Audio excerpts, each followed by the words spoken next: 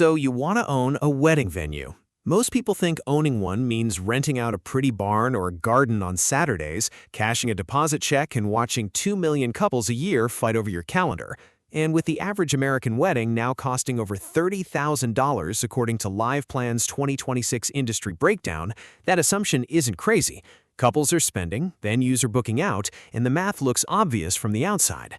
That part is roughly true, except before any of that, you need to understand something the events industry almost never tells aspiring owners. According to Simple Feasibility's 2026 Venue Benchmarking Report, mature, successful wedding venues average a net profit margin of just 20%, while a huge share of new operators never get there at all because they underestimated one single number: how much cash it takes just to open the doors. Financial modeling firm FinancialModelsLab's mid-size venue minimum cash requirement, covering renovation, 6 months of pre-opening overhead, and payroll before a single wedding happens, at over $500,000.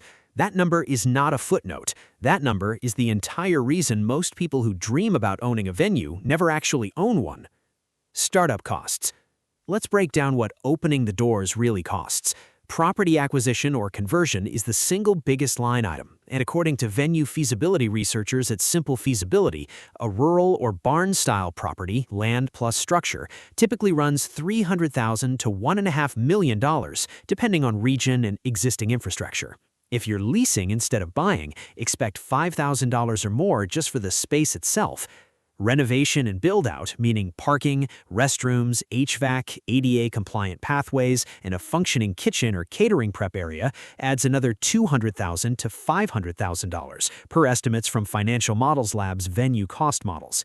Tables, chairs, linens, a sound system, lighting rigs, and event management software, according to Perfect Venue's 2026 operator survey, run tens of thousands more and need refreshing every few seasons. Licensing and legal costs, zoning approval, a liquor license, event insurance, and ADA compliance work can add another $15,000 to $50,000 before your first booking, according to Up Council's Venue Startup Guide. And you'll need a working capital cushion because your first bookings won't pay out for months, sometimes over a year, given how far in advance couples reserve venues. Add it up, and you land somewhere between $300,000 for a lean existing structure conversion and $1.5 to nearly $3 million for a ground-up full-service property, according to combined figures from Simple Feasibility and Business Plan Suite venue funding models.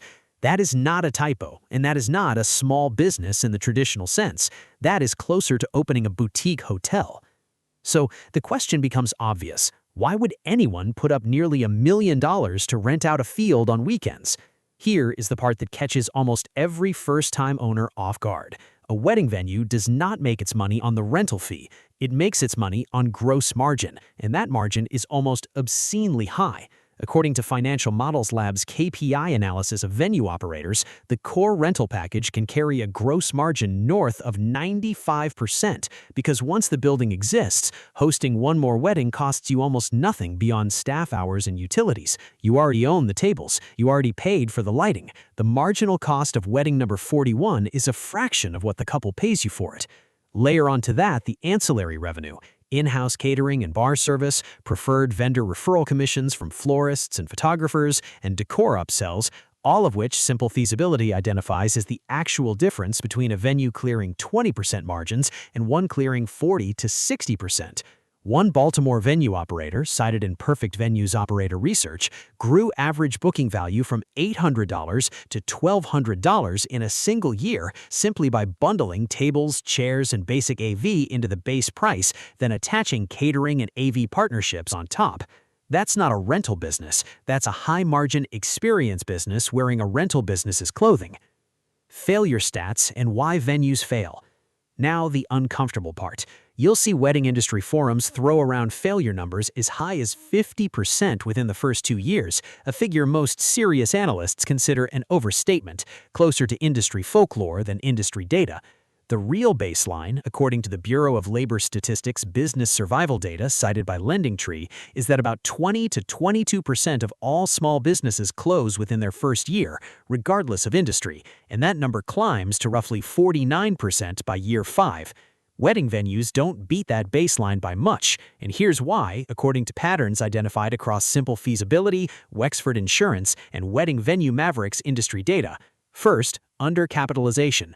Owners open with enough money to finish the renovation, but not enough runway to survive the 8 to 14-month lag between marketing and their first actual revenue. Second, underpricing. Wedding Venue Mavericks industry data flags underpricing as the single most cited reason venues fail to turn a profit, because owners set rates based on what feels reasonable, rather than what covers a 95% margin structure over fixed costs. Third, seasonality mismanagement. One operator writing about running a venue for 3.5 years admitted seasonality nearly ended the business in year 1 before he learned to bank aggressively during peak season to survive the winter drought. Fourth, permitting failure. Zoning, liquor licensing, and ADA compliance can take months longer than owners plan for, delaying revenue while fixed costs keep running. And fifth, overscaling too early, buying land and building capacity for 200 events a year before proving demand for 50.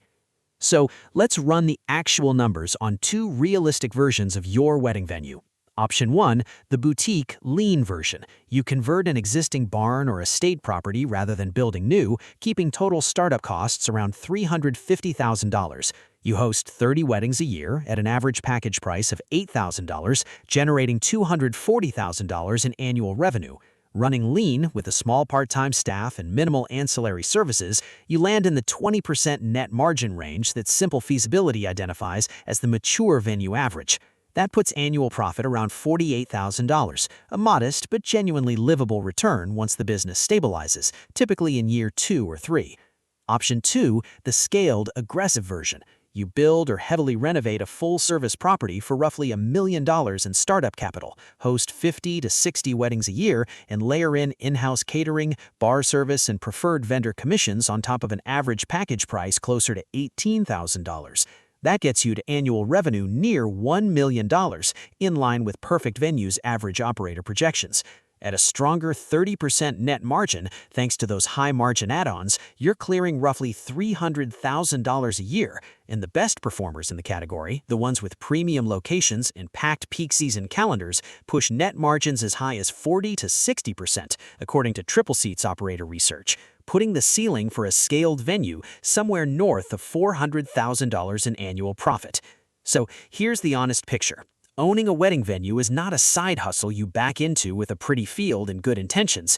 It takes anywhere from $300,000 to nearly $3 million just to open, and roughly 1 in 5 owners in any small business, wedding venues included, won't make it past year 1. But the ones who survive the brutal first 18 months inherit a business with a gross margin most restaurant owners would trade a limb for, built on an asset that appreciates in value the entire time they own it. Not bad for an industry that most people assume is just renting out a nice backyard. If you found this video interesting, please like and subscribe.